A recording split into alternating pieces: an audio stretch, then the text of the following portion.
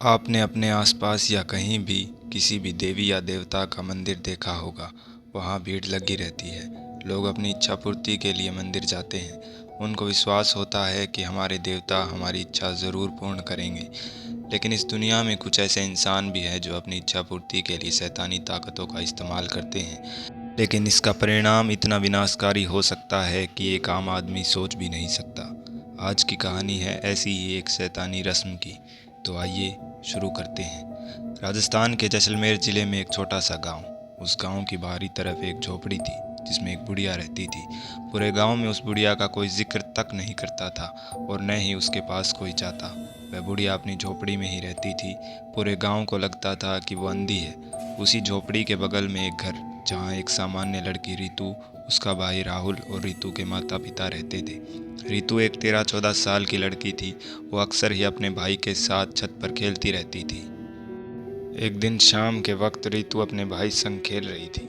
तभी उसकी नज़र उस झोपड़ी पर पड़ी।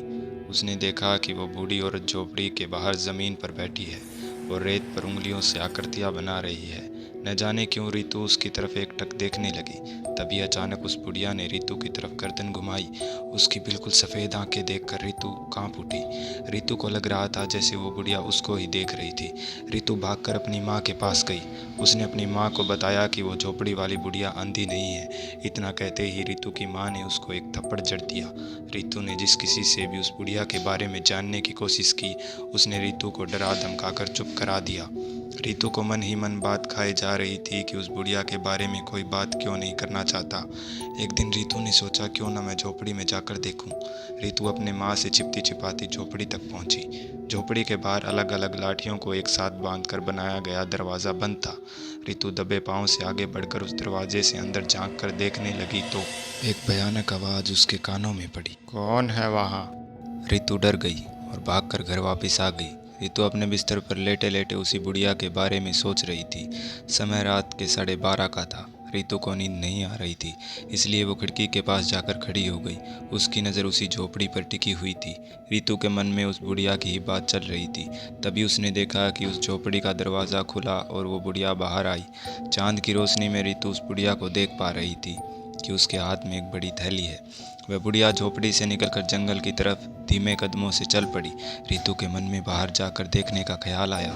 उसने अपने पिता, भाई व माँ को देखा, वो सब सो रहे थे। रितु ने धीमे से दरवाज़ा खोला और उस बुढ़िया के पीछे चलने लगी। रितु को अचानक पेट में ज़बरदस्त दर्द महसूस हुआ, लेकिन रितु उसका पीछा करती रही। थोड़ी दूर चलने के बाद वह बुढ़िया जंगल में पहुंच चुकी थी। रितु उससे थोड़ा पीछे खड़ी थी। उसे बहुत तेज़ पेट दर्द हो रहा था। रितु के पैर मानो वहीं जम चुके थे। रितु ने देखा कि वो बुढ़िया आसमान की तरफ इशारा करके एक आवाज़ लगा रही थी। आओ शैतान आओ, मैं तुम्हारे लिए खाना लाई हूँ। रितु के डर के मारे बुरी हालत हो चुकी थी। तभी उस बुढ़िया के सामने एक आकृति उत्पन्न हुई। रितु को उसका बड़ा सिर, नुकीले दांत और भयानक चेहरा दिखाई दे रहा था। रितु चीखना चाहती थी मगर उसकी आवाज़ निकल नहीं पा रही थी।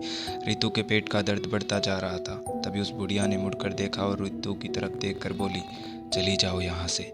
मानो उसे रितु दिखाई दे रही थी। वह आकृति रितु को देखकर गुर्राने लगी। उस बुढ़िया ने थैली से एक टुकड़े जैसा कुछ निकाला और उस आकृति की तरफ फेंका। वह आकृति उस टुकड़े को खाने लगी। शायद वह मांस का टुकड़ा था। रितु को महसूस हुआ कि डर के मारे उसका पेशाब निकल चुका है। उसने हाथ लगाकर देखा तो उसे पता चला कि खून बह रहा है। तभी रितु की माँ पीछे से भागती हुई आई और रितु को पकड़कर घर की तरफ ले जाने लगी। रितु के पिताजी भी रितु को पकड़कर उसे घर की तरफ ले जाने लगे। रितु को घर ले जाकर उसके पिताजी ने दरवाज़ा बंद कर लिया और उसकी माँ बाहर रह गई। रितु के पिताजी ने रितु को खाट पर लेटा दिया और साइकिल उठाकर कहीं निकल गया। रितु का भाई राहुल रितु के पास ही बैठा रहा। कुछ ही देर में रितु के पिताजी एक गाड़ी और कुछ लोगों को लेकर आ गए। वे लोग रितु को उठाकर अस्पताल ले गए। वहाँ कुछ देर इलाज चलने के बाद रितु को होश आया। उसने आंखें खोली तो उसने देखा कि उसके पिताजी उसका हाथ पकड़कर उसके पास बैठे हैं। रितु ने पूछा, माँ कहाँ है? रितु के पिताजी ने कहा, वो घर है बेटा, उनकी थोड़ी तबीयत खराब है। वे लोग रितु को घर ले आए। रितु के पिताजी रितु का हाथ पकड़कर उस झोपड़ी के पास ले गए।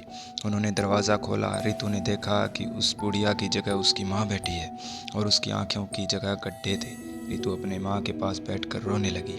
रितु की माँ उसके सर पर हाथ फेरने लगी।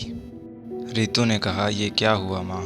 रितु की माँ ने कहा, कुछ कर्ज ऐसे होते हैं बेटा, जो ज़िंदगी भर चुका ही नहीं चुकते।